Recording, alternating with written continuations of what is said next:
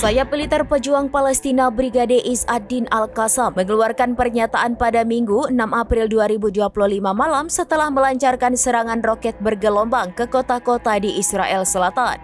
Media Israel menyebutkan kepanikan luar biasa bagi pemukim di mana sirine peringatan serangan udara meraung-raung di berbagai wilayah.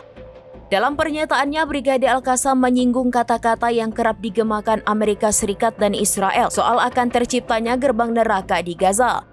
Dari rentetan serangan rudal yang mereka luncurkan, Brigade Al-Qassam menyebut bahwa neraka dari mereka buat Israel sudah dimulai.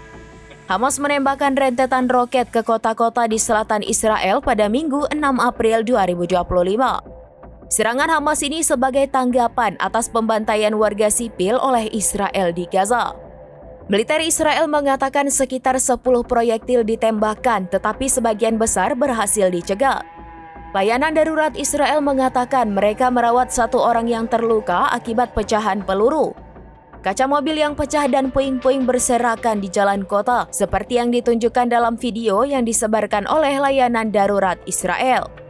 Sementara itu, otoritas kesehatan lokal Gaza mengatakan serangan militer Israel menewaskan sebanyak 39 orang di seluruh jalur Gaza pada hari Minggu. Tak lama setelah penembakan roket, militer Israel memposting perintah evakuasi baru di X yang menginstruksikan penduduk beberapa distrik di kota Deir al-Balah di jalur Gaza bagian tengah untuk meninggalkan daerah mereka dengan alasan penembakan roket sebelumnya.